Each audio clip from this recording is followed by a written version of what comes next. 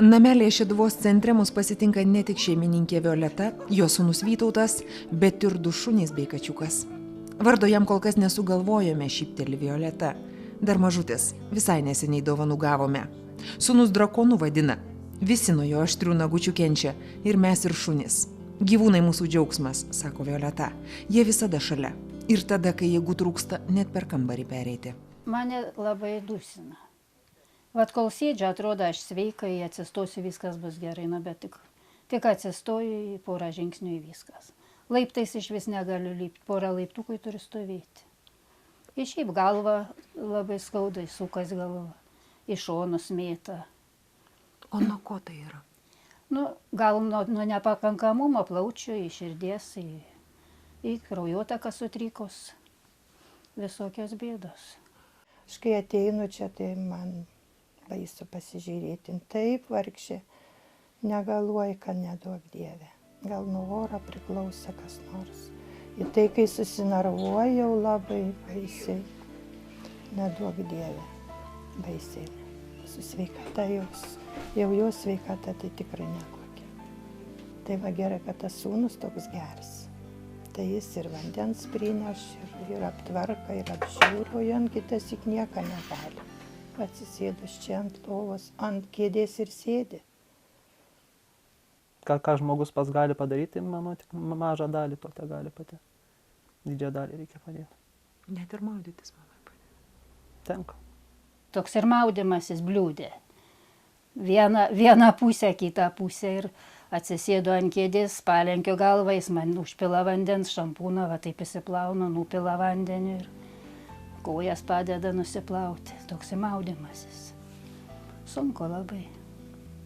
Ir grindis mama sakė, tu plauni? Viską grindis, indus, langus, dulkės, manau. Valgyt pagaminu. Ką moku. Ką reikia padeda. Bent žodžių padeda. Einam į miestą, tai keliais iki stojamės, kad atsikvėptų. Su savim pipkį nešiojas visą laiką pastoviai. Tikrai blogai. Tai ką pas ją ten, sako, praktiškai plaučių nėra. Skylės vienas. Nedžiova, bet kaip jį vadinasi, aš nežinau, kaip ta liga vadinasi. Kad su kuo jinai gulėjo ligoninė Šiauliuose kažkada, tai jo jinai viena, sako, tik tiek gyvai liko. Prisižiūrė, žinot, kaip valgyti nėra ką, tai nevalgo taip kaip mes, tai galbūt ir tai sveika darai gyvą. Ką valga? Bulvių išverda su grietinė. Viešpatie, aš senai būčiau numirus. Nėra iš ką. Tą pinigikų paskolino, į vandenį. Pas mane vyras pasidarė tą filtravimo sistemą, tą nupirkam, kadangi šulinė irgi labai prastas vanduo. Ir kas, sūnus ateina, tais 2 bambaliais ir neša iš mane vandenį tą gerą vandenuką, kadangi pas jų taigi Jėzus Marija. Nieka, viskas blogai. Tualetą nėra, nieka nėra. Praktiškai žmogus, žinot, aš nežinau, kur da galima taip gyventi. Labai sunku jai, labai. Ir kas galėjo pagalvoti, kad gyvenime taip reikės vargti, sako Violeta. Buvau labai mylimas vaikas, vienturtė mamos duktė, todėl labai lepinama. Baigiau muzikos mokyklą, Vilniuje įstojau mokytis, ištekėjau. Tik medaus iškopti nebespėjau. Vos savaitėje praėjus po vestuvių, nuotakos suknelę pakeitė ligoninės pižama. Aš mokiausi technikume ir kažkur pagavau tuberkuliozės bacilą. Ir prasidėjo viskas. Iš pradžių paguldė į Šeduvą į ginekologinį skyrių, kadangi buvau nėščia. Į tenai nusiuntė visus tyrimus į Radviliškį ir nustatė, kad yra tuberkuliozė atvira. Tada mane perkėlė į Radviliškį, nutraukė nėštumą ir paskui į tuberkuliozės ligoninę. Ir kadangi nekrito temperatūra, tai mane išvežė į Vilniaus tuberkuliozės mokslinio tyrimo institutą. Tenai beveik metus išgulėjau. Violetos vyras greitai dingo. Jam reikėjo žmonos, o ne ligonės. Tačiau visą laiką greta buvo mama. Institute, kai gulėjau, tai mamytė paliko namus, tenai mūsų jos teta gyveno Vilniui, o su ta teta vienam name tuberkuliozės dispanserio vyrgydytojo pavaduotoja parūpino jai darbą tame dispanserėje valgykloj. Ji būdavo atidirba ir pas mane kiekvieną dieną. Tai buljoną neša, tai kiaušinių šviežių, taip va. Jeigu ne jos motina, tai jinai jau senai būtų po Velėną. Labai jo motina vežiodavo į Kaukazą, į Krymą veždavo ją, ten tualetus valydavo tiesiog sanatorijose, kad tik ją kaip nors pakelti. Kai sveikata šiek tiek pagerėjo, Violeta vėl pamėgino sukurti šeimą. Ir vėl pasirinko ne tą žmogų. Mama sakė, kad vyktų į lauk, nes jis mane nuvarys į kapus, o tave išves iš nervų. Taip ir buvo, tik va aš kvaila buvau. Nesupratau, dabar aš puikiai suprantu, bet jau po laiko, jau 20 metų, kai jos nėra. O man visai suėdė sveikatą. Dabar galėčiau gyventi, bet nebėra sveikatos. Labai skriaudėjus.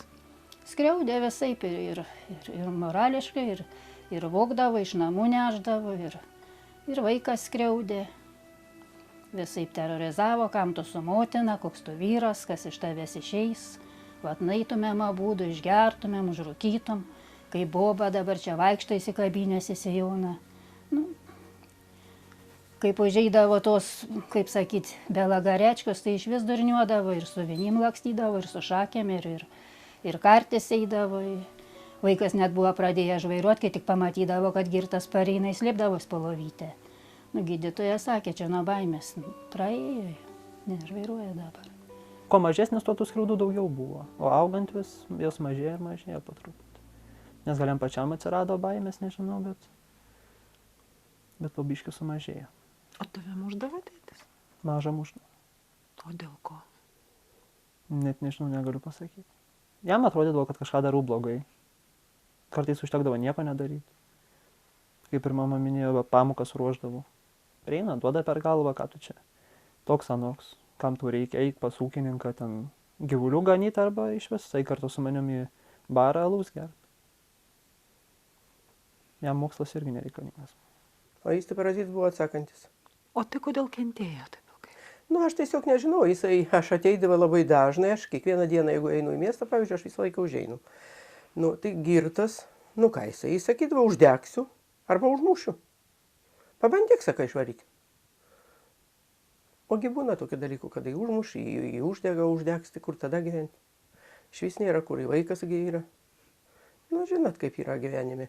O jin vis tikėjusi, gal dar. Paskutinį litą išprašydavo, paskutinį. Vaikas taupydavo, ten polituką centukais dėdavo, jis atimdavo. O jo pinigų tai niekur negalėjo padėti, kaip tos vadina, kur aiškiai regiai. Viskas, kur padėjo, ten rado. Visą laiką padedu aš jai, kaip pasakyti. Pinigiukų visą laiką paskolinu, kadangi jai nuo pensijos iki pensijos tai neužtenka. Juk reikia įvalgyti ir už viską apsimokėti, o kas tai yra pensija. Visas viltis Violeta sieja su Vytautu. Gal įgijęs jau antrą specialybę, sūnus pagaliau ras darbą. Kur nors čia, netoli namų, nes vaikinas net girdėti nenori apie tai, kad galėtų mamą vieną palikti. Geras vaikas, tikrai geras. Kiek gali, jis padeda ir, ką. Vaikas yra vaikas, bet irgi, darbą niekur negauna, jo antras iki mokinas tam technikumui. Žinot, dabartiniai laikai, kur tu kas. Taip. O gyventi visi norimgi. Taip jinai, kiek gali. Pamegsdavo, jinai mezgėjai labai gera, bet jo nebeturi sveikatos irgi megsti. Sėdėti reikia, skaičiuoti reikia, pirščiukai tie viešpatį, kokie tie pirštai kai vaiką. Žinot, sunku, tikrai sunku. Nepavydėtinas gyvenimas visiškai. Nežinau.